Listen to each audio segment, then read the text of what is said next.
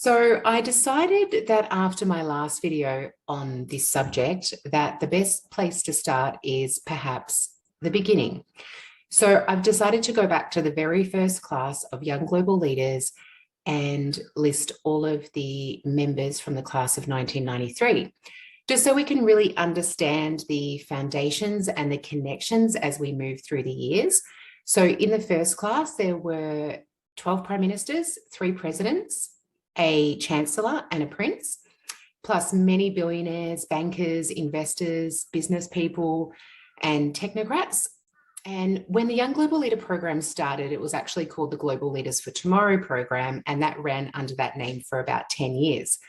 And the age limit was 43 years of age or younger when entering, and that dropped later with the name change to 38 years or younger. So it appears that due to some of these participants that spanned that first 10 years, ending up being criminals and caught on very bad business dealings, bribery charges, and so on. One was even assassinated. That class decided to change the name to distance himself from certain participants. So keeping those who hadn't been outed, and most of the Global Leaders for Tomorrow became Young Global Leaders alumni when the name changed, and Klaus continued to build his network. So it appears for the most part that Klaus chooses those who are already seeking world domination and who are already a part of certain groups and families and come from notable backgrounds. But then there are a few who are just very useful for him. So they're in certain positions of power.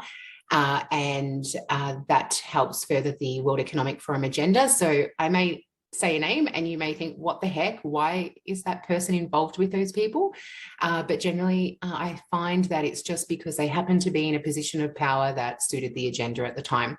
So I'm going to list by country order, but first I'll just start by listing the prime ministers and presidents that were in that first class of 1993. And I will touch on some, and then some I'll go in a little bit more depth with. There's about 200 altogether. Okay, so prime ministers and presidents that were in the class of 1993, young global leaders: Tony Blair, former prime minister of the UK from 97 to 2007, Gordon Brown, former prime minister of the UK from 2007 to 2010. Now, David Cameron was a young global leader in a later class, but I just thought I'd mention him. So UK Prime Minister 2010 to 2016. And although Theresa May is not a young global leader, she is a World Economic Forum agenda contributor and very, very involved with the World Economic Forum. And there is Jose Maria Aznar, former Prime Minister of Spain from 1996 to 2004. Esko Aho, former Prime Minister of Finland, 91 to 1995. Cyril Ramaphosa, who since 2018 is the President of South Africa. And Jose Manuel Barroso, and former Prime Minister of Portugal from 2002 to 2004. Nicolas Sarkozy, and President of France from 2007 until 2012. Juan Manuel Santos, so he was the President of Colombia from 2010 to 2018. And as you can see, he's also on the board of trustees for the Rockefeller Foundation. And Viktor Orban, current Prime Minister of Hungary since 2010, and was also the Prime Minister from 1998 to 2002. Philip Dimitrov, Prime Minister of Bulgaria from 91 to 1992. Adrian Natasi, he was the Prime Minister of Romania from 2000 to 2004. Angela Merkel served as the Chancellor of Germany from 2005 to just recently in December 2021. Guy Verhofstadt, Prime Minister of Belgium from 1999 to 2008. Einars Repsi, not sure if I'm pronouncing that correctly, but he was the Prime Minister of Latvia from 2002 to 2004. Lee Hsien Loong. So he served as Prime Minister of Singapore and Secretary General of the People's Action Party since 2004. And Chang Day-Wan. So he's the founder of the World Knowledge Forum, and that is the largest forum of its kind in Asia. It was founded in the year 2000, and he also served a brief stint as South Korea's acting prime minister in 2002 under President Kim Dae-jung. And if you look at the World Knowledge Forum, it is huge, is very, very affiliated with the World Economic Forum. And what you'll find is a lot of the same people that are involved with the World Economic Forum. So there we go. They're in there. And then we also have Prince Mohammed bin Fahd Al Saud. So Saudi prince, politician and philanthropist who served as governor of the Eastern province of Saudi Arabia from 1985 to 2013. And he's from the Saud dynasty, which I mentioned in my last video there on the young global leaders. So I was talking about the class of 2004 and 2015, and many of the Saud family members who have gone through the Young Global Leaders program. But in case you missed that video, the House of Saud is actually the royal ruling family of Saudi Arabia. So they have an estimated wealth of $1.4 trillion, and they also own the Saudi oil company Aramco. So here we have, just to start with, in the class of 93, 12 prime ministers, 3 presidents, a chancellor of Germany, a Saudi prince, all in the same class. And I'll go on now to list by country all the other participants of that year.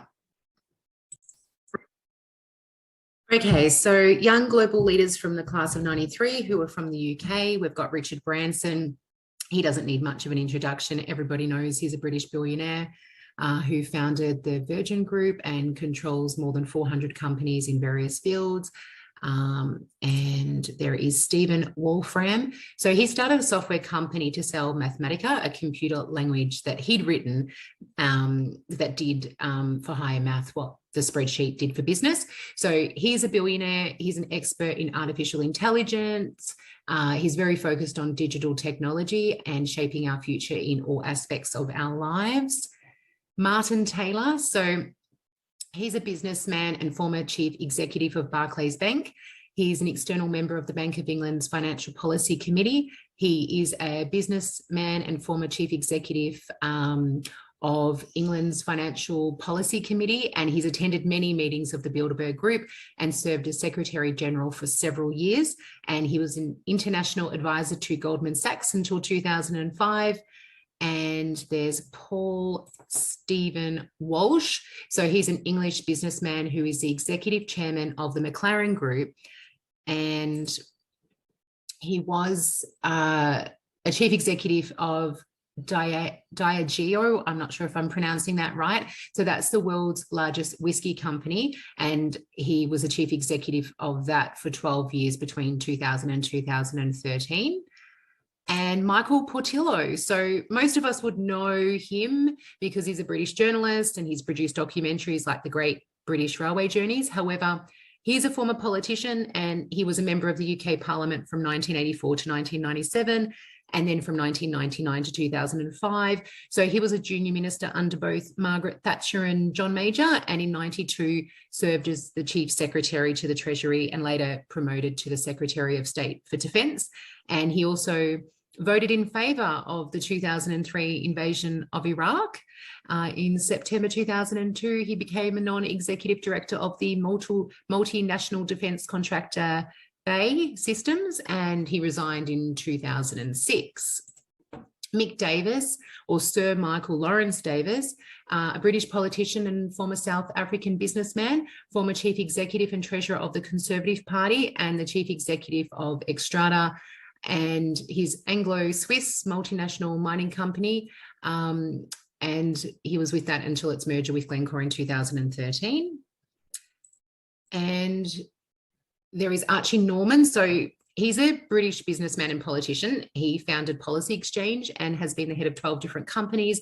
He is the only person to have been chairman of a FTSE 100 company, and he's a member of the House of Commons at the same time. So he was also a chairman of ITV PLC from 2010 to 2016. And then there's Robert Madge. So he's the chairman and CEO of Madge Networks. He founded it, and he's one of the industry's most influential figures, which drives network computing standards. And the company went public on NASDAQ in 1993. And he was also the president of ID Track, a European Association for Identification and Traceability of Goods based on technologies such as RFID. And he was also the founder of Olzet, a provider of services associated with the implementation of RFID solutions in the food industry. And there's Kathleen O'Donovan. In 1991, she was named the first female finance director of BTR, once the British Tire and Rubber Company, and then one of the UK's top 100 public firms. She went on to work at Ernst & Young and currently works at Inverness. And Patrick Madams, so he worked for the Standard Chartered Bank as a senior economist in the 1970s, and he spent 11 years as the chief economist in ocean transport and trading, and he spent 7 years as a partnership secretary at Beechcroft LLP from 1997 to 2004, and in 2005 he started at the Honourable Society of the Inner Temple as a chief executive, and as of 2018, he is a board member there.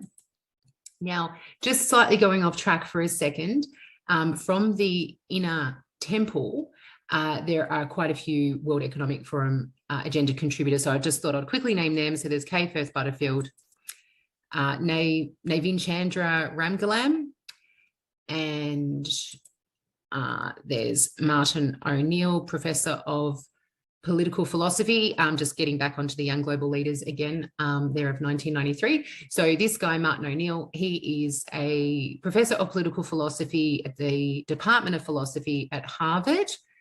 And lastly, for the UK, we've got Howard Davies, and he is a British economist and author. He's the chairman of NatWest Group and the former director of the London School of Economics, which comes up a lot.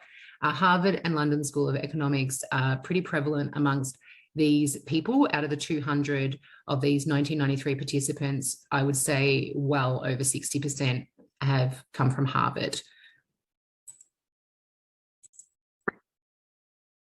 The Young Global Leaders from Italy for the class of 1993, there was Pietro Ferrero. He actually died a few years ago. He fell off a bike, apparently. Anyway, he was the founder of Ferrero, an Italian confectionery and chocolatier company. You'd probably know his company invented Nutella, a hazelnut cream spread, which sold all over the world, and also Ferrero Rochers and Tic Tacs and other Kinder chocolates. And the Ferreros are Italy's richest family and their 40th richest in the world.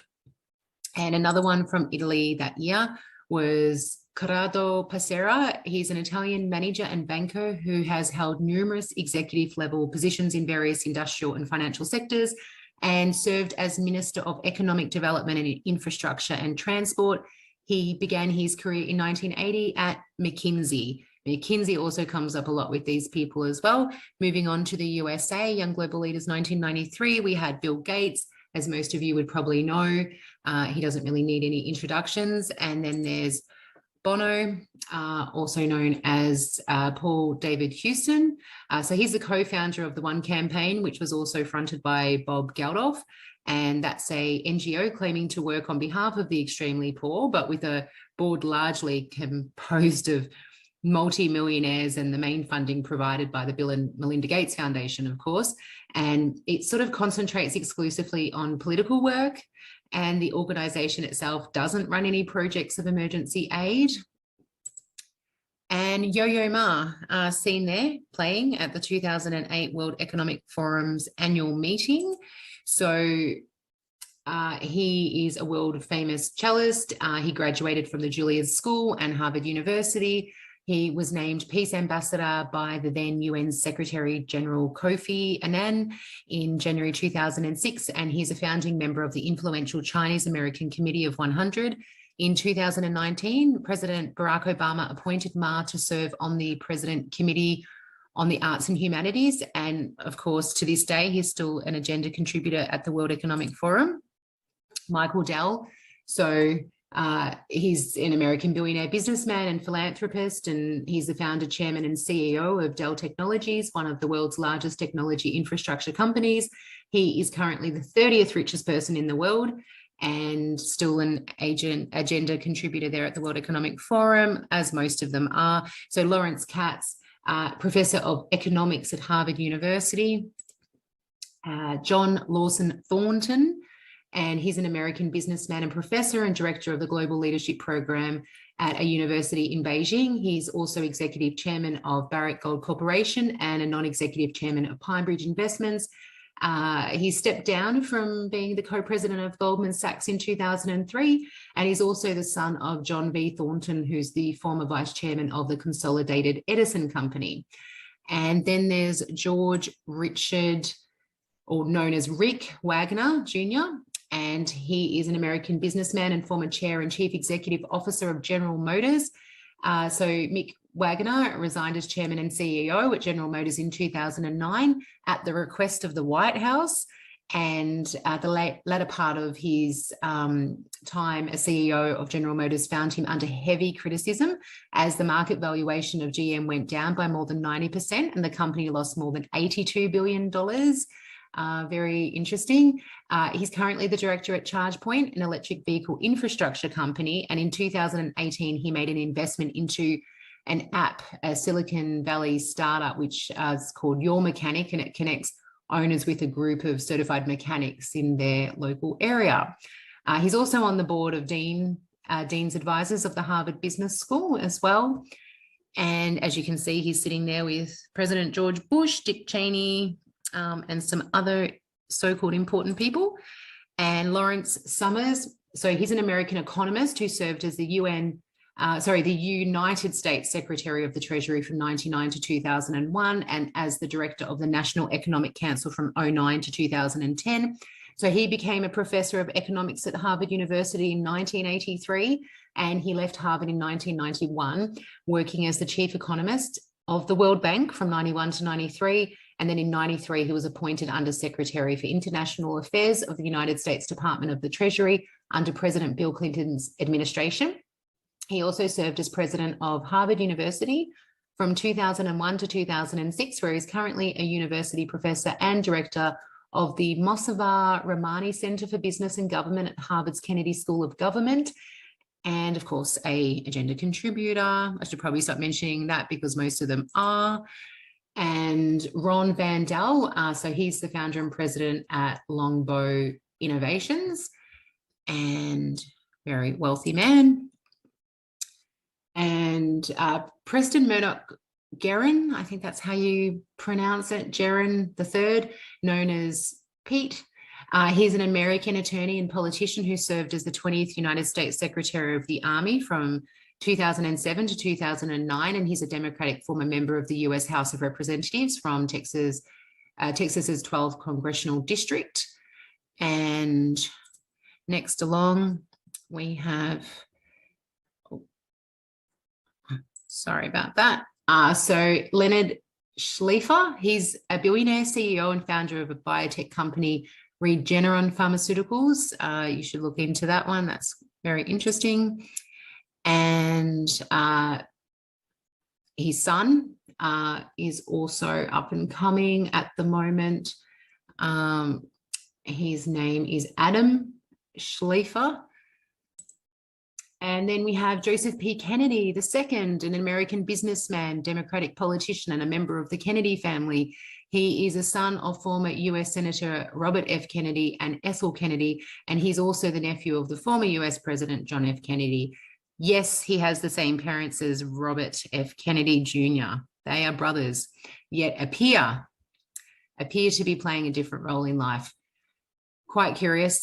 I'll move on to the next person. So we have George Robert Stephanopoulos. He's an American television host, political commentator, and former Democratic advisor. Currently, he's a co-anchor on the Good Morning America show and host of This Week, which is ABC's Sunday morning current events news program. And Daryl Bernstein, so he's an entrepreneurial thought leader. He founded Global Video, a leading educational media distributor and producer. He's an author. He's now also the founder and CEO of Right Signature. So that's a software as a service company providing the easiest, fastest way to get documents signed. I'm sure that you guys have used that before with the new digital signature system. And there is Janice, I'm going to say this name wrong, Bukowski. So she's president, CEO, and founder of Freedom Technologies. And she has held several leadership positions in the US government and the private sector as well. She was appointed by President George H.W. Bush and confirmed by the Senate to serve as Assistant Secretary for Communications and Information at the Department of Commerce. She was also appointed to be a United States ambassador for the 2003 World Radio Communications Conference in Geneva, Switzerland.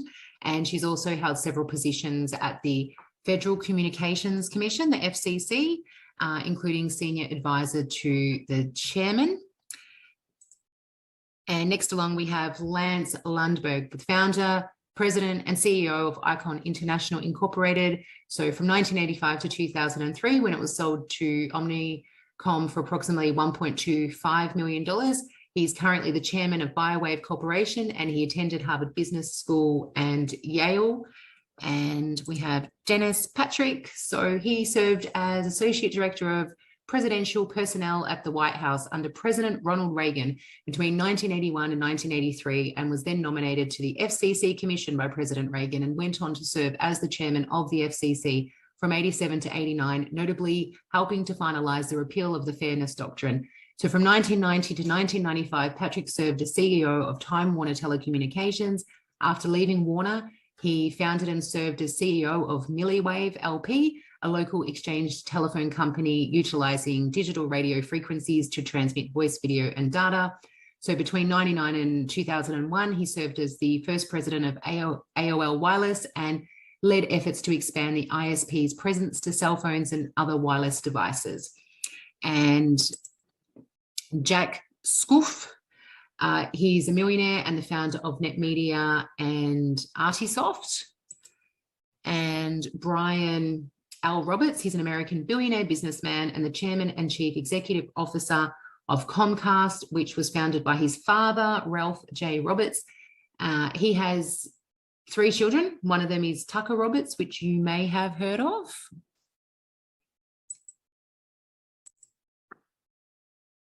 Stephen D. Goldstein, he's an advisor, director, speaker, and author who works with CEOs and their leadership teams to drive change and improve performance. Meet Steve. And there's Gary M. Reiner. He's an American businessman and operating partner at General Atlantic. He has been with the global growth equity firm since 2010, where he provides strategic counsel and serves on the board of several portfolio companies. Prior to General Atlantic, he served as Senior VP and Chief Info Officer at General Electric and was also the director at Citigroup, and he graduated from Harvard Business School in 1980. Stanley O'Neill, so he's an American business executive who was formerly chairman and chief executive of Merrill Lynch, having served in numerous senior management positions at the company prior to this appointment. He was a member of the board of directors of General Motors from 2001 through 2006, and he currently serves on the board of Alcoa. And he was named the most powerful Black executive in America by Fortune magazine. And he also attended Harvard Business School. And Edgar Miles Bronfman Jr. So he's an American businessman who currently serves as a managing partner at Accretive, I think that's how you pronounce it, LLC, and it's a private equity firm focused on creating and investing in technology companies. And he previously served as CEO of Warner Music Group from 2004 to 2011, and as a chairman of Warner Music Group from 2011 to 2012. And he is a billionaire. His net worth is currently at $2.5 billion. So he was actually married to Sherry Brewer from 1979 to 1991. Now, she's an actress. She's known for movies like Shaft, Brave New World, the one from 1980, and Unsung Hollywood. And also his father is Edgar Bronfman Sr. So he's also the grandson of Samuel Bronfman, patriarch of one of the wealthiest and most influential Jewish families in Canada.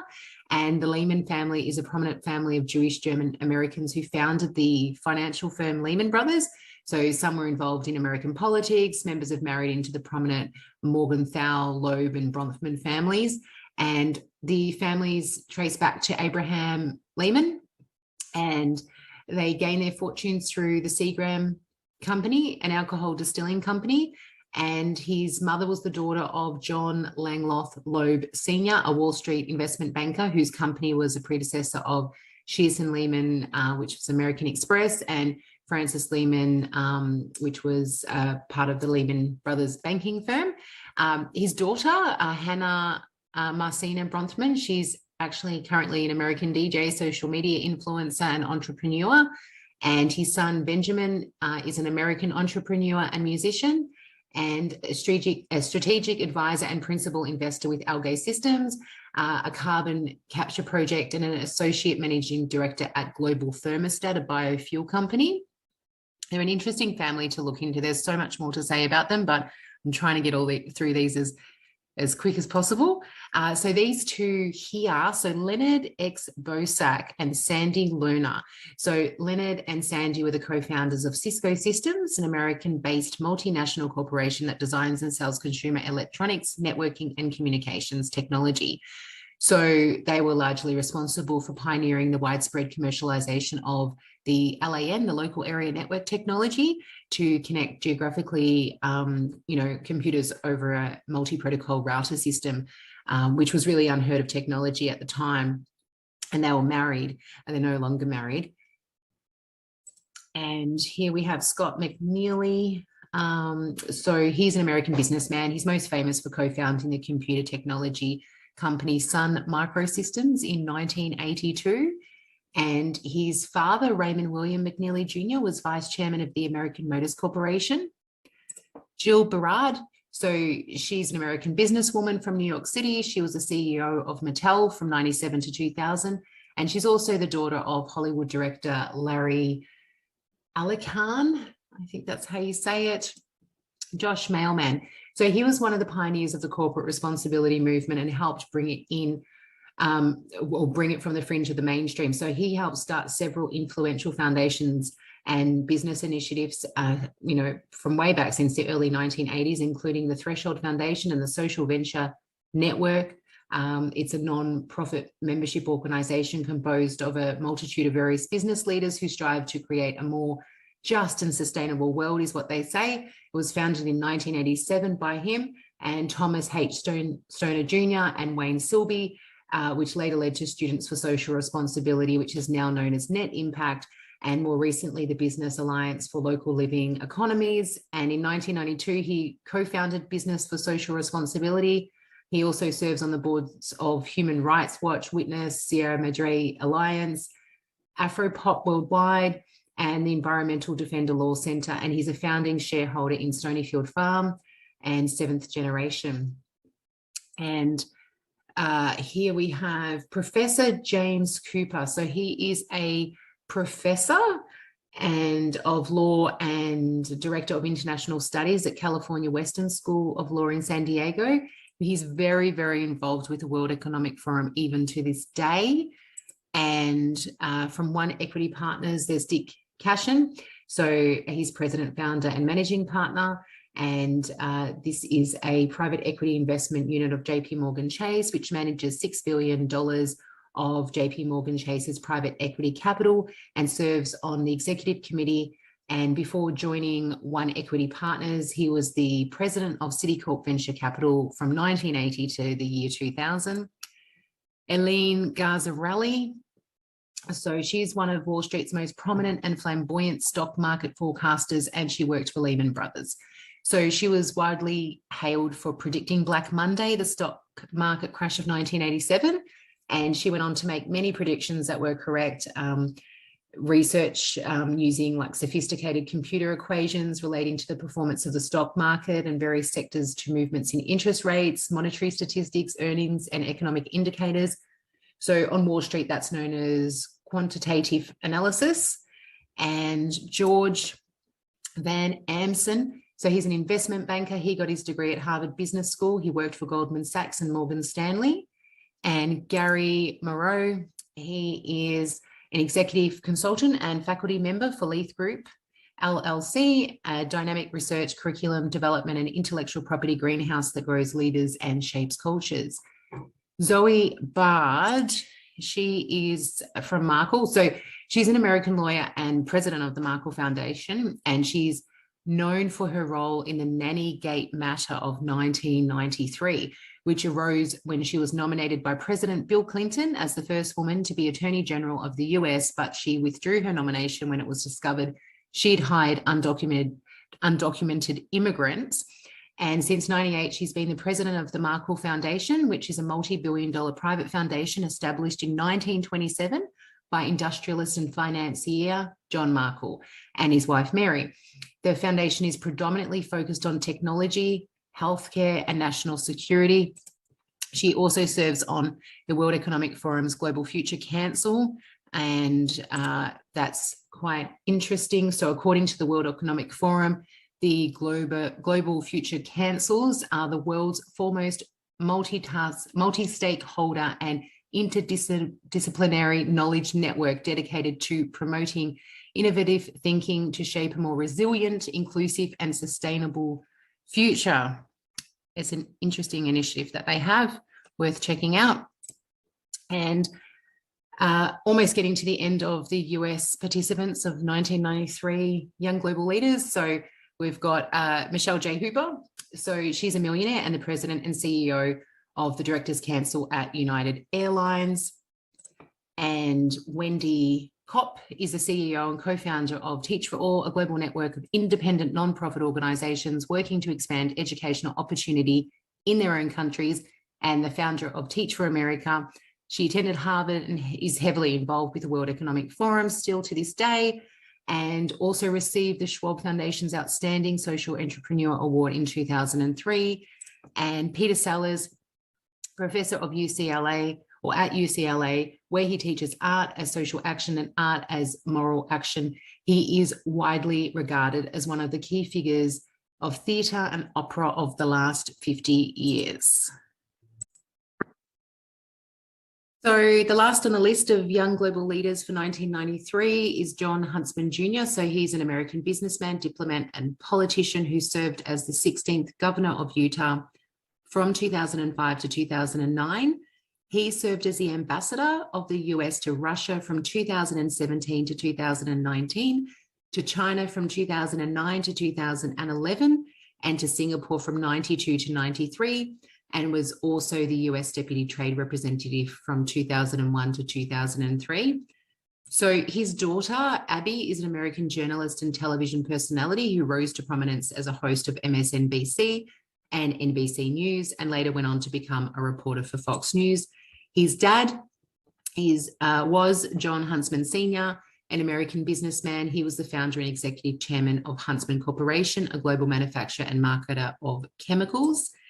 Now, David Kenneth Roy Thompson, 3rd Baron Thompson of Fleet, upon the death of his father in 2006, he became the chairman of Thompson Corporation and also inherited his father's British title, which is the Baron Thompson of Fleet.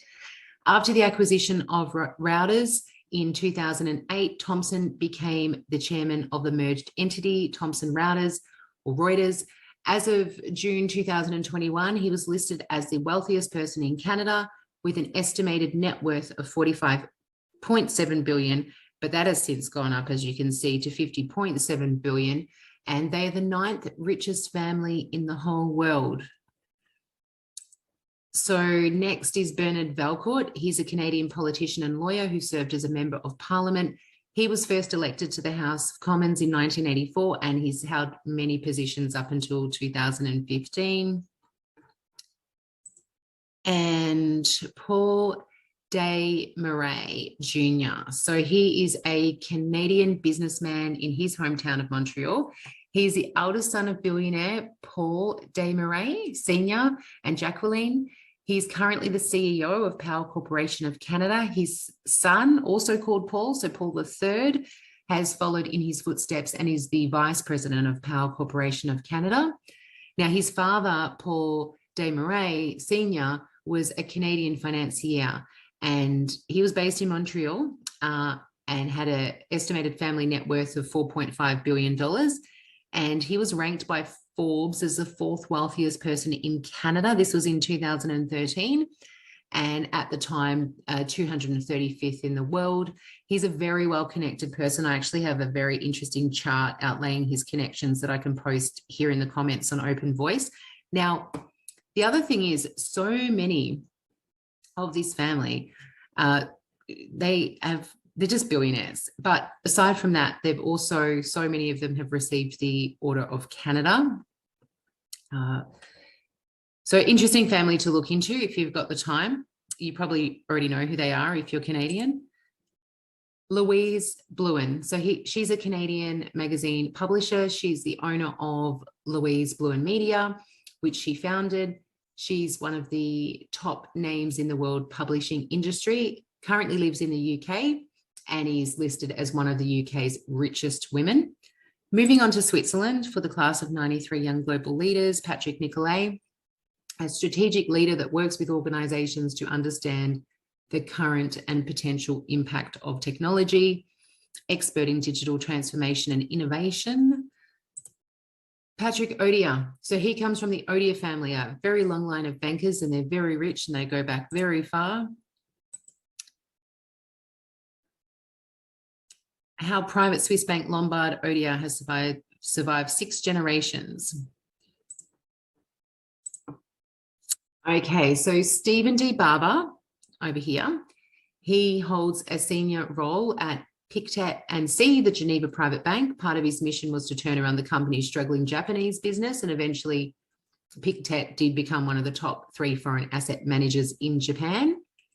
And the Pictet Group is a Swiss multinational private bank and financial services company, which was founded in Switzerland, headquartered in Geneva. It's one of the largest Swiss banks and primarily offers services in wealth management, and asset servicing to private clients and institutions, and they're very connected to the World Economic Forum as well. And next we have Redo Denach. Now he's connected as well to the Pictet Group. He has a degree in economics, and that was from the University of Geneva. He currently works on the member management board for Credit Suisse Private Banking.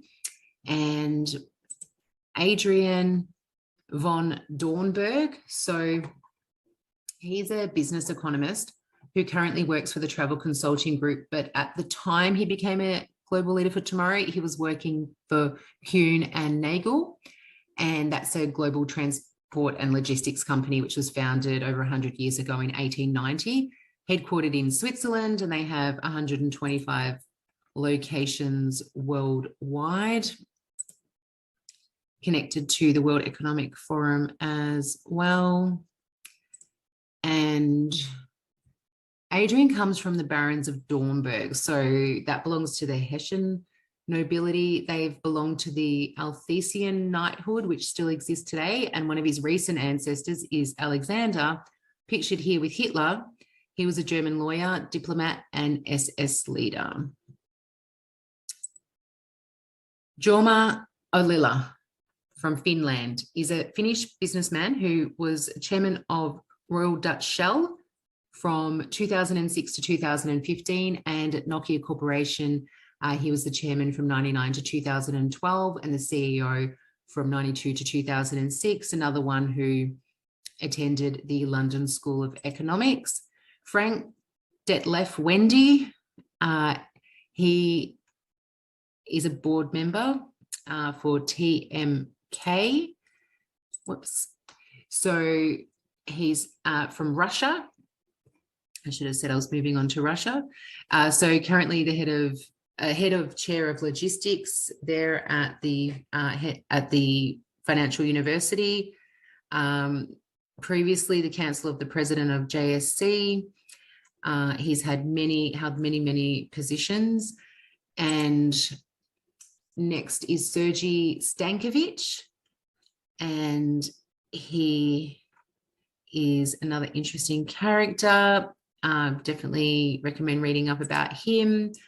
And Anatoly Shubas, so Deputy Prime Minister of Russia from 92 to 96, Kremlin Chief of Staff from 96 to 97, and then once again, first Deputy Prime Minister of Russia from 97 to 98, and then became the chairman of the executive board of Rossano from 2008 until December 2020. Boris Nemtsov, or Nimtsov, I think it's pronounced. He was a Russian physicist and liberal politician. He was involved in the introduction of reforms into the Russian post-Soviet economy. In the 1990s, under President Boris Yeltsin, he was the first governor of the Nizhny Novgorod Oblast. So later he worked in the government of Russia as Minister of Fuel and Energy, Vice Premier of Russia, and Security Council member from 97 to 98. In 98, he founded the Young Russia movement, which is important to note. Alexander Shokin, so he's a well-known Russian statesman and politician, has a Doctor of Economic Science and is a professor, very involved in politics in Russia. And Boris Sobolev, so is a Russian-born Canadian health services researcher. He came to Canada to work at Queen's University in Kingston, Ontario in 1996. He joined the University of BC as a professor at the School of Population and Public Health in 2008. He started his academic career at the Radiation Institute at the National Academy of Science of Ukraine, studying cancer risk in relation to exposure resulting from the Chernobyl accident. He's best known for pioneering the approach to studying risk of adverse events in relation to time of receiving medication. And lastly, for Russia is Mikhail Yuriev, and he was a Russian politician and studied molecular genetics. In 2018, he founded the American Ethane Company together with Alexander Voloshin, which is the former Kremlin Chief of Staff.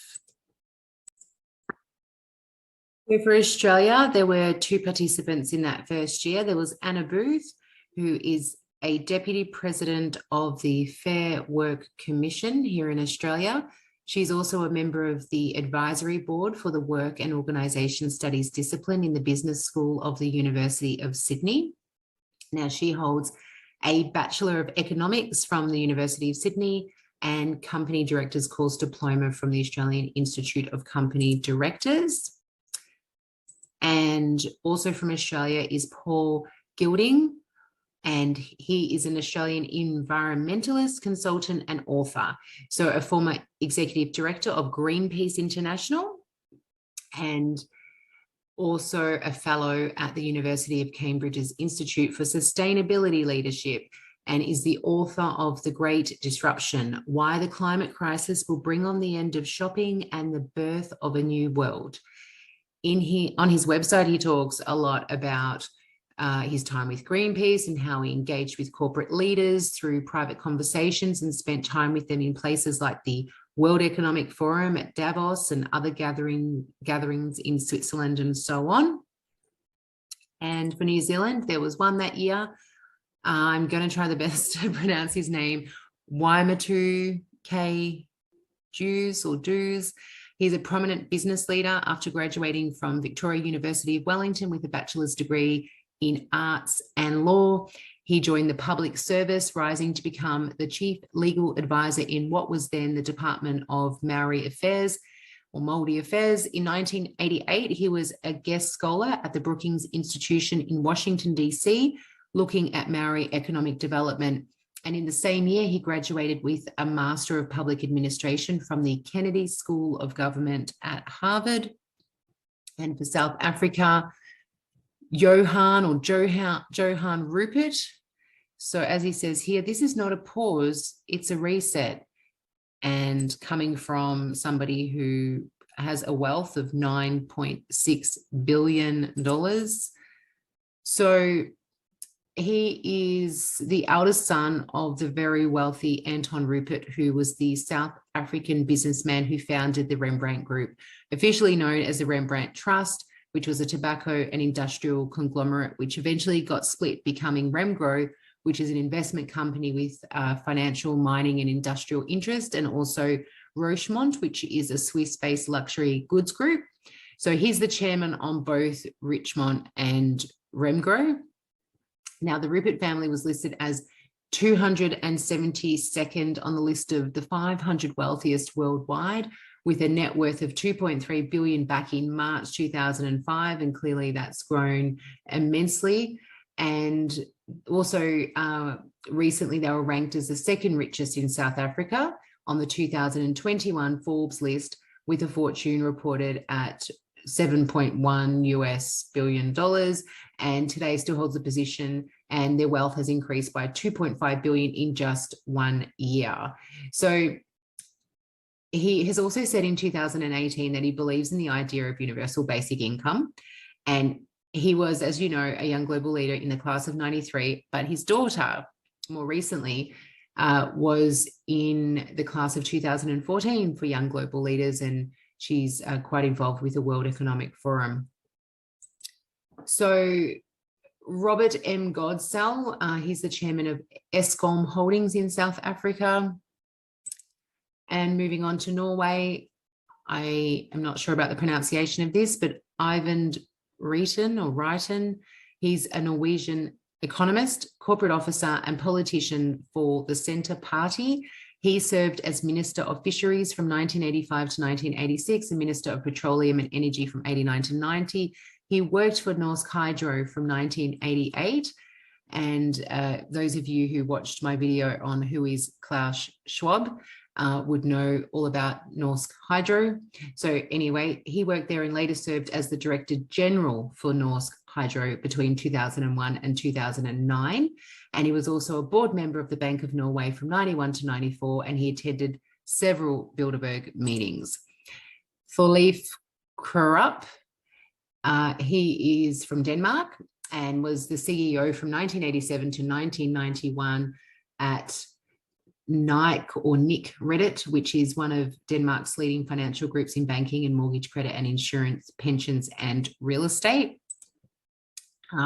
Spain, Pedro Ramirez. So he's a Spanish journalist. And also from Spain, Santiago Calatrava, and he was a Spanish architect. He's actually just infamous. So he's a structural engineer, sculptor, painter, particularly known for his bridges supported by single leaning pylons. So he's also his railway stations, stadiums, museums, whose forms often resembled living organisms. And he was named as one of the 100 most influential people by Time magazine in 2005. Morocco, there is Fouad Falali.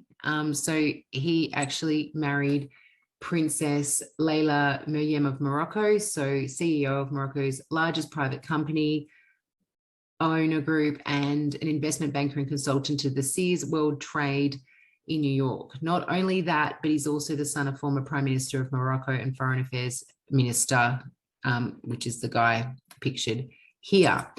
And Kim Sung-yoon. So he is a group chairman of Hanwha, and he was ranked in 2015 the 47th richest on Korea's richest list. And for Singapore, Giorgio, so after leaving the Singapore Army, he attended Harvard Business School. He then entered politics and was the Minister for Information and Arts at the time, but would go on to serve as Minister for Health, Minister for Trade and Industry, and Minister for Foreign Affairs.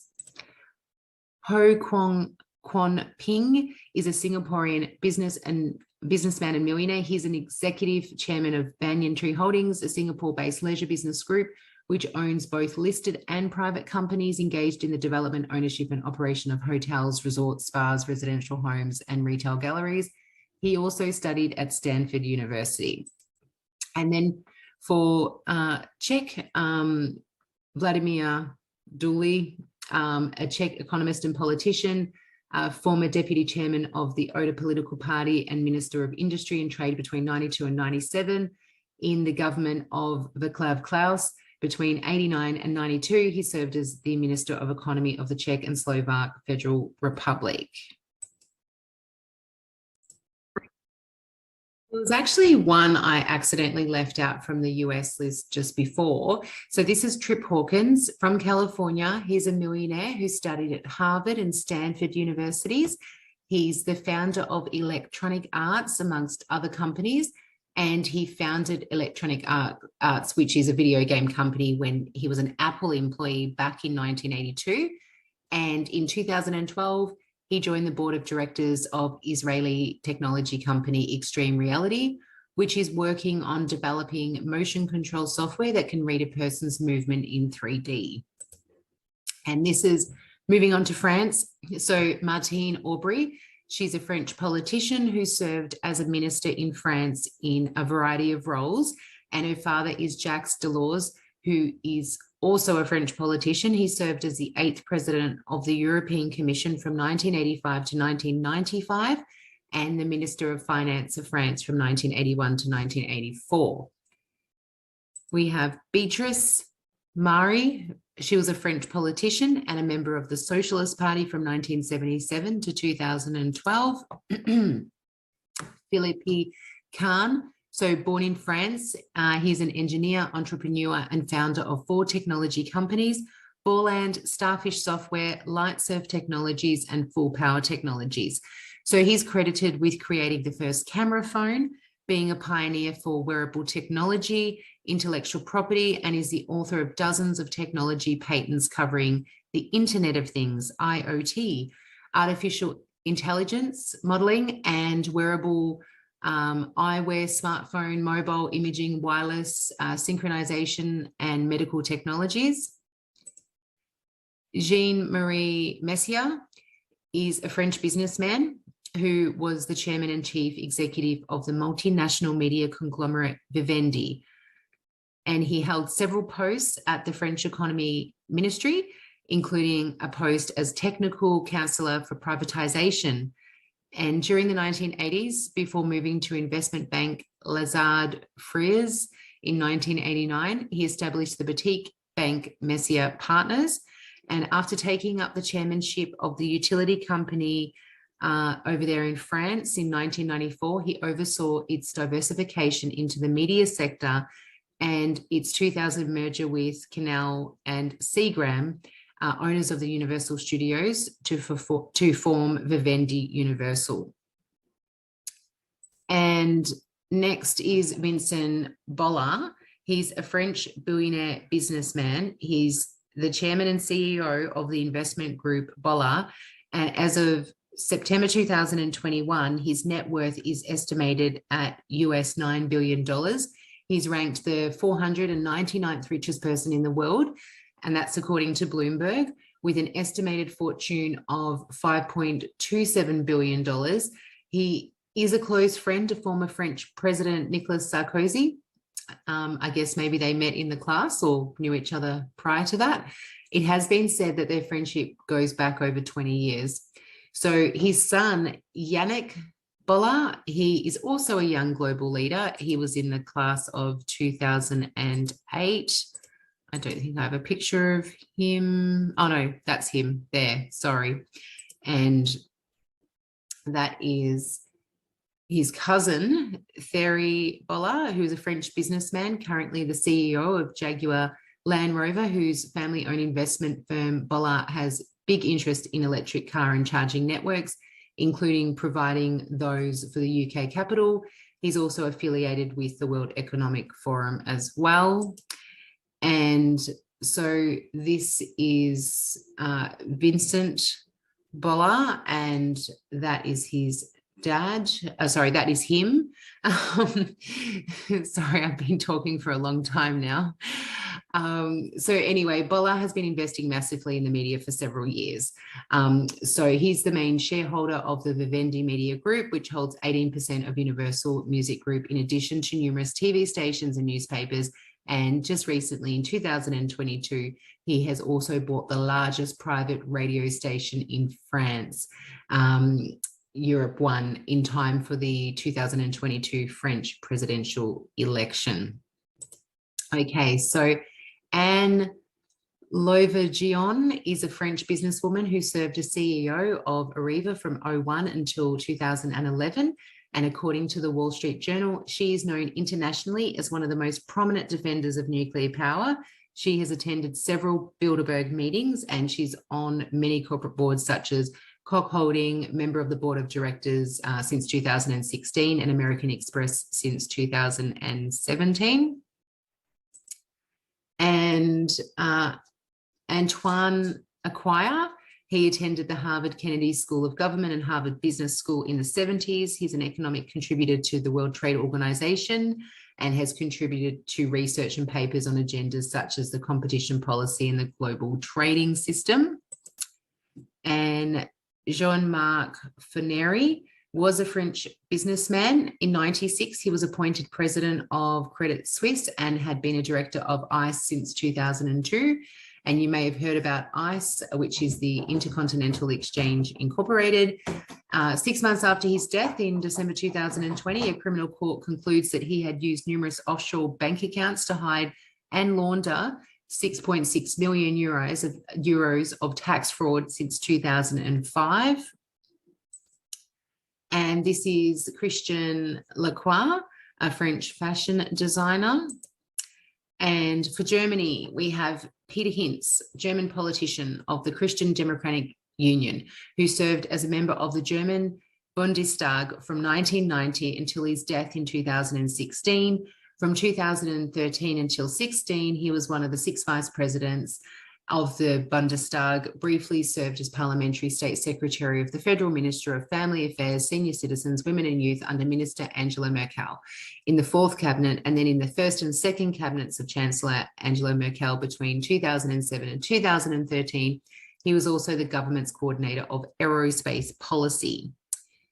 Wolfgang Kubicki is a German politician of the Free Democratic Party of Germany, the FDP, and member of the Bundestag from 1990 until 92 and 2017 onwards. He has been vice chairman of the FDP in Germany since 2013, and since 2017 he served as president of the Bundestag from 92 to 93, and from 96 to 2017 he served as the chairman of the FDP group in the Schleswig-Holstein State Parliament.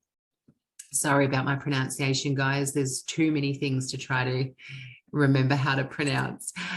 So Claudia Nolte is a German politician of the Christian Democratic Union, CDU, who became the youngest cabinet minister in German history, whilst in office from 94 to 98, and was federal minister for family, seniors, women and youth affairs, and by virtue of the office presided over the European Union Council of Ministers. So this is Sabine Luthisa. Here I go again.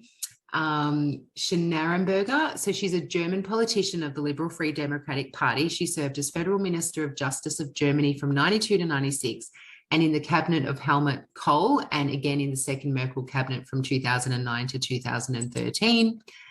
Franz Joseph Kortum is a German businessman. He's currently the chairman of the advisory board at Bose.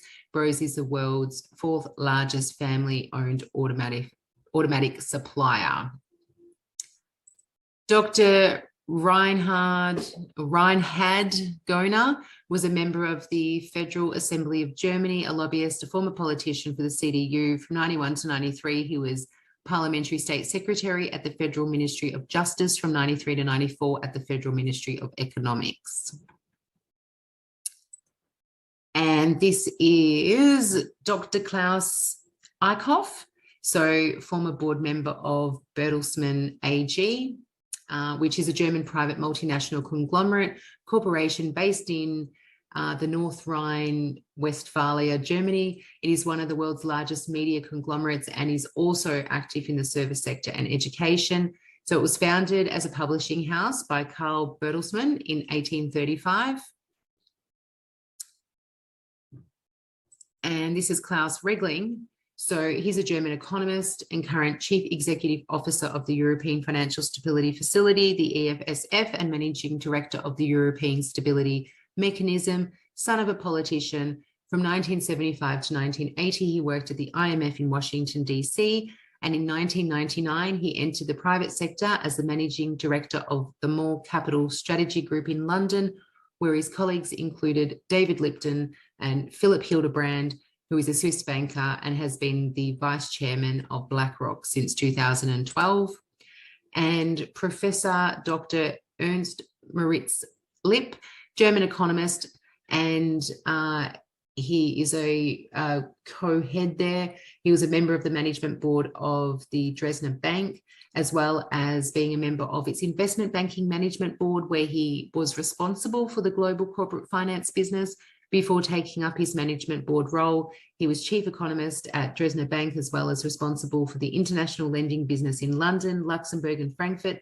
And he started his career as General Secretary of the German Council of Economic Experts. And lastly, for Germany is Annette Winkler. So she's a German business executive who was the CEO and director of Smart Automobile, the division of Daimler AG, for 23 years, and went on to serve as member of the advisory board in 2019 for Mercedes-Benz, and is a member of the Council for Foreign Economic Affairs of the German Ministry for Economics. So for Sweden, we've got Jacob Wallenberg. He's a Swedish banker. He serves as a board member for multiple companies. The Wallenberg family are a prominent Swedish family and Europe's most powerful business family. And they are noted as bankers, industrialists, politicians, bureaucrats, and diplomats. And they employ about 600,000 people. And their business empire includes pharmaceuticals, Ericsson, Saab, and NASDAQ. And the Wallenberg family have a wealth of over $200 billion. And Jacob was a member of the steering committee of the Bilderberg Group, and he's also a member of the Trilateral Commission. And they also own Investor, which is a World Economic Forum organization. And Mona Sahlin is a Swedish politician and also the daughter of Hans Andersson, who was an advisor to former Prime Minister Ingvar Carlsson. Fredrik Lundberg. So he's a Swedish businessman and economist, and his father was Lars Erik Lundberg. He's the 9th wealthiest person in Sweden and number 529 on the richest people in the world list, according to Forbes magazine in 2019. And he currently has a net worth of $6.6 billion and also owns Skanska, which is also a World Economic Forum organization. And Per Westerberg was a Swedish politician, and he was Sweden's Minister for Industry and Trade from 91 to 94.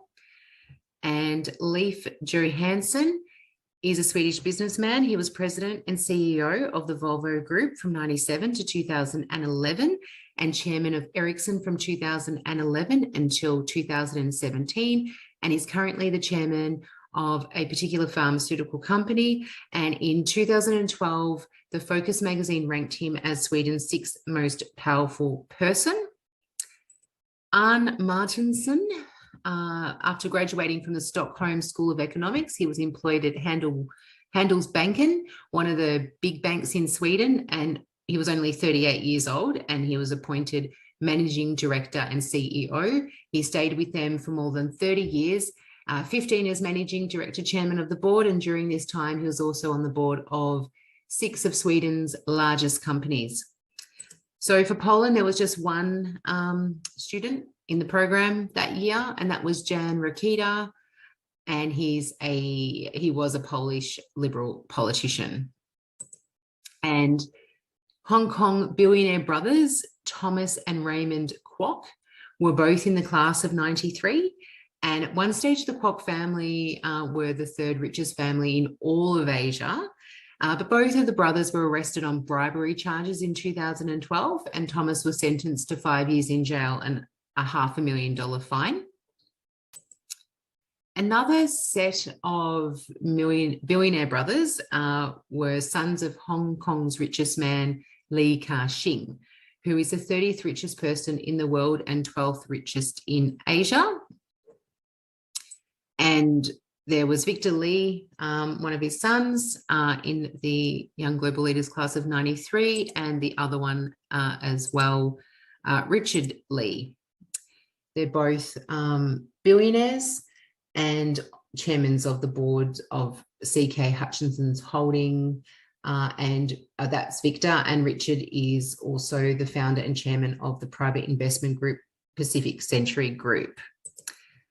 And Henry Tang is a Hong Kong politician who served as the Chief Secretary of Hong Kong between 2007 and 2011, and he held the position of Financial Secretary from 2003 to 2007. Richard Chien, I can't get a photo on him, but he is a Hong Kong businessman and former politician. He's the director of Wharf Limited and HSBC, former non-executive chairman of MTR Corporation Limited until 2015, and chairman of CDC Corporation. He was a director of HSBC Holdings until 2007, when he became chairman of Hang Seng Bank. Alan Wong. So he's a billionaire who started VTech in 1976, an electronics company that has approximately 30,000 employees, and he's the deputy chairman and independent non-executive director of the Bank of East Asia.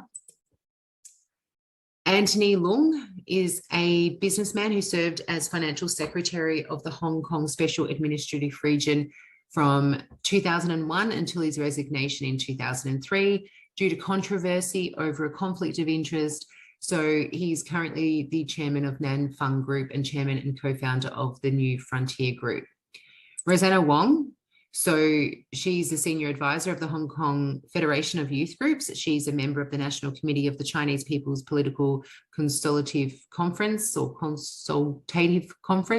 non-executive director of CK Hutchinson Holdings Limited, and also she currently serves as a global advisor to Mars Incorporated, and she's also a board of governor to the Our Hong Kong Foundation.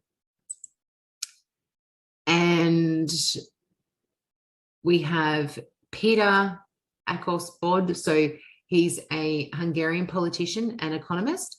And at the time, he was the governor of the Hungarian National Bank, and he's been the Minister of Industry and Trade. That was between 90 and 91. And also for Hungary, there was this guy, which was Georgi Saranyi, a Hungarian economist, and the CEO and chairman of CIB Bank and former president of the Hungarian National Bank. And also Jack City Georgi, also another Hungarian economist. Okay, so moving on to Japan, we've got Masayoshi Son. He's a Korean Japanese billionaire, technology entrepreneur, investor, and philanthropist. And as of October 2021, he's the second richest person in Japan and the 64th richest person in the world. He is the founder, chairman, and CEO of the Japanese holding company SoftBank, and also of the SoftBank Mobile, and chairman of UK-based holdings. And he was named the world's 45th most powerful person by Forbes magazine list of the world's most powerful people. And next we have Yasuo Tanabe, and senior vice president and senior corporate officer of Hitachi. And Kuniko Inoguchi is a Japanese political scientist and politician. She served as Japan's first Minister of State for Gender Equality and Social Affairs from 2005 to 2006, and is currently a member of the House of Chancellors, and she studied at Yale. And Yuriko Koike is a Japanese politician who currently serves as the governor of Tokyo. She was a member of the House of Representatives of Japan from 1993 until 2016 and is known as the most powerful woman in Japan. And Kazunori Fujita, I don't have a photo, president of Fujita, a huge company over there. And Guatemala, Rigoberta Menchú, she is a human rights activist, feminist, and Nobel Peace Prize laureate. She's dedicated her life to publicizing the rights of Guatemala's indigenous peoples during and after the Civil War between 1960 and 1996, and to promoting indigenous rights internationally. She received the Nobel Peace Prize in 1992 and the Prince of Asturias Award in 1998, in addition to other prestigious awards. She's a UNESCO Goodwill Ambassador. She ran for president of Guatemala in 2007 and 2011, and she also founded the country's first indigenous political party. So next we have Venezuela. So Eugenio A. Mendoza, he was a Venezuelan corporate executive. And also we have, that's disappeared from there, but we had Adolfo Teilhardart. He's the founder of Latamix and founder of La Ceiba Finance and investment banking firm in Venezuela. And Carlos Alberto Bologna Bear for Peru. So he was an economist and politician. He served as the Minister of Economy and Finance from 91 to 93, and again from July to November 2000 under the administration of President Alberto Fujimori. He was a consultant for the World Bank and the US Agency for International Development, the USAID. He was Director of Foreign Trade Affairs of the National Integration Office between 1975 and 1978. And then Lourdes Flores is a Peruvian lawyer and politician. Moving on to Chile for the class of 93, we had Edmund Hermosilla. He was the Minister of Housing and Urbanism of Chile at the time, and also the General Manager of Banco BHIF, which in 2008 merged with the Canadian Scotiabank. And next we have Rene Cortázar, and he's a Chilean economist and politician of the Christian Democratic Party.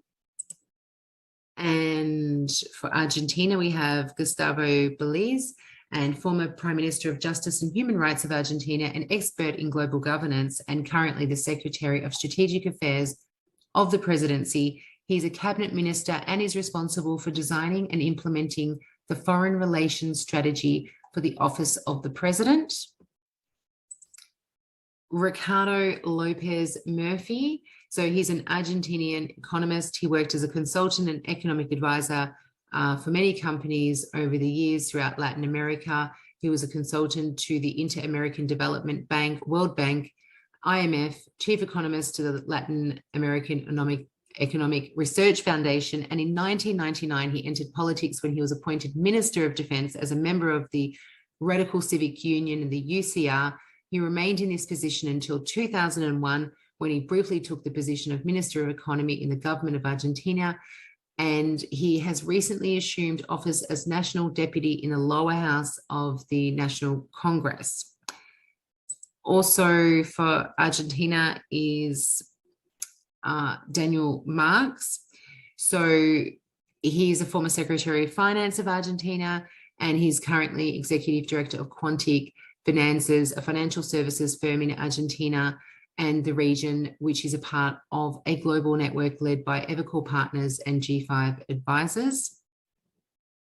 So for Mexico, Pedro Aspe Amela, or Amea, and he's the Secretary of Finance and Public Credit of Mexico from 98 to 94, and has held, and the former Minister of Finance, has held many positions. And Jacques Rogozinski, so Mexican economist during the administration of President Carlos Salinas de Gortari between 88 and 94. He played a key role in the process of privatization of public companies as head of the Office of Disincorporation of the Finance and Public Credit, which was responsible for coordinating the disincorporation of airlines, ports, mines, and the sales of Mexican telephony. And Jamie Serra, so he's a Mexican economist. He's a chairman of SAI Consulting and principal of the NAFTA Fund. And for Brazil, there's Richard Semler. So he's the CEO and majority owner of Semco Partners. He talks a lot about sustainability. And Cesar Souza, so he was a senior VP at a company called Odebrecht, and it was involved in the largest foreign bribery case in history. They had to agree to pay $3.5 billion in global penalties, and now he works for Infrared Capital Partners. And that was just a copy here of them having to pay that huge penalty. And Benjamin Steinbrück, so he was a billionaire in the steel industry. And Plinio Massetti, a banker, business person, worked for JP Morgan, chairman of 3 companies and on the board of directors at Adecco Agro, and is in charge of corporate governance. Next is Youssef Boutros Ghali for Egypt. So Egyptian economist, he served on the government as a minister of finance, many different positions over the years. His uncle Boutros Ghali is actually the 6th Secretary General of the UN. He held that position between 92 and 96. He was also an Egyptian politician.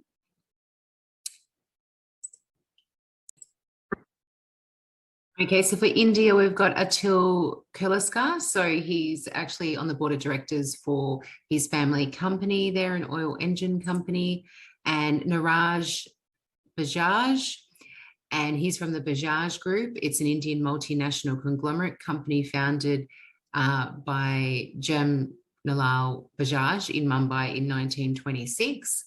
And Niraj is the younger cousin to Indian billionaire businessman Rahul Bajaj, who's also a part of the World Economic Forum.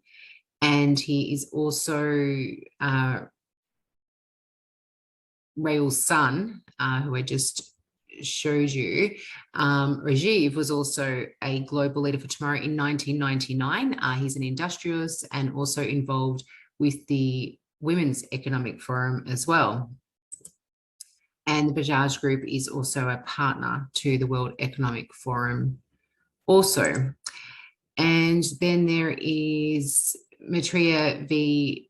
Doshi, who at the time was the vice chairman of the board at Premier Limited, formerly known as Premier Automobiles Limited, and since 2008 has been chairman and managing director there. He studied in Switzerland and then Stanford University in the USA. And Sanjeev Goenka, he's an Indian entrepreneur and billionaire. He's the founder and chairman of the RPSG Group and an early stage investor with a US 6 billion asset base and US 4.3 billion revenue. This multinational conglomerate is headquartered in Kolkata. And his father was Rama Prasad Goenka. This family belongs to the Mawari community of moneylenders and tradesmen and hailed originally from Rajasthan in Western India. And Chandra or C.K. Birla is an Indian industrialist and philanthropist, and he's the chairman of the C.K. Birla Group, a conglomerate operating across home and building products, automotive and technology, and healthcare and education. And the Shaheen Group in Bahrain, the CEO, Sagar Shaheen, was one of the young global leaders there of 1993. And in Mongolia, this name is really hard to say, but this guy, I'll just show you so you can see what his name is over here, Naidan Surajin Zolshagel. Well, he's one of the founders of the Mongolian Stock Exchange and was educated in Hungary and later studied finance at Harvard University in the United States and founded that stock exchange when he was only 27 years old. And he also claims to be a direct descendant of 13th century Mongol warlord Genghis Khan. And for Turkey, there is Sefi Kamhi. So he's a Jewish Turkish businessman and politician. He's a member of the executive board of Profilo Holding. He's the son of businessman Jack Kamhi, chairman and founder of Profilo Holding. And then there is Mustafa Verbikok, and he was a Turkish businessman and a third-generation member of the Koch family. He's best known as the chairman of Koch Holding, a position he held from 2003 until his death in 2016. This family is a Turkish family of business people founded by Verbikok, one of the wealthiest self-made people in Turkey, and is also a member of the Bilderberg Steering Committee. And Leyla Allerton, so she's a Turkish businesswoman and daughter of millionaire Ishak Allerton, and he's one of the founders of Alaco Holding, one of the largest business conglomerates in Turkey. And Leyla's also a board member on the company board as well. And there's Sharif Koskan Ulusoy. He served as the former general manager of Ziraat Bank and Halk Bank. And also Dr. M. Erkan. He is a Turkish economist, surname Kumchu. And for Indonesia, James Riyadi. He's an Indonesian businessman and the deputy chairman of the Lippo Group, a major Indonesian conglomerate, and one of the most prominent Chinese Indonesian businessmen. He's the son of Mokhtar Riyadi, who founded Lippo Group, and he was an Indonesian financial magnate. So James's son, John Riyadi, was also a young global leader for the class of 2018. He's on the screen at the moment, and he's also a World Economic Forum agenda contributor. So the Riyadi family are billionaires and one of the richest families in Indonesia. There's been a lot of scandals involving this family. It's an interesting one to investigate. And then there's Professor Sianto Gondokusumo. He's a technocrat. He was the owner of Bank Damala. The bank belongs to the Damala Group, belonging to the Damala family, which is one of the conglomerate families in Indonesia. And this family was one of the richest in Indonesia at the time. He was a consultant of the World Bank in both 94 and 96 and the Asia Development Bank from 97 to 98. He worked for the Indonesian Ministry of Education and Culture, both from 2005 to 2013. And then since 2014, he's been the chairman at the Yogyakarta State University. And then from Malaysia, Vincent Tan Chi Yon. He's a Malaysian Chinese businessman, billionaire and investor. He's the founder of Berjaya Corporation Berhad, a diversified conglomerate listed on the Malaysian Stock Exchange. Besides holding stakes through the Berjaya Corporation group of companies, he also has other stakes, including interest in internet-related businesses, water utilities, media, retail, and telecommunication. And then there's another Malaysian guy, which I can't find a picture for. His name's Lim Thien Kiat, and at the time was a Malaysian tycoon and millionaire. He's also the son of Dato Lim Artam. He's the former head of Multipurpose Holdings, one of Malaysia's biggest conglomerates. He resigned in 99 after big losses at the group and still retains a stake in some of its public entities. And then there's Ali Adnan Ibrahim, and he's a chairman and managing director of the International Investor Kuwait, a regional investment bank, a position he's held since 92. So he's from Kuwait. And then for Nigeria, there was one from there in the Young Global Leaders. So he's Nigerian. Ben Okri is a Nigerian poet and novelist, and he's considered one of the foremost African authors in the postmodern and post-colonial traditions. And he's been compared to authors like Salman Rushdie and Gabriel Garcia Marquez. And he won the Booker Prize with his novel, The Famished Road. And last of all, of these 200 or so participants of the class of 93 was Sultan Ahmed bin Sulayem, and he's a Dubai businessman. He's the chairman and chief executive officer of DP World and the chairman of Ports, Customs and Free Zone Corporation. He's currently involved in Seven Tides International, a diversified real estate investment and development company in Dubai. He's listed as one of the most powerful Arabs in the world. So that concludes the class of 1993. It's been very long, and you can go and look up these people and verify it all for yourself. Thanks for watching.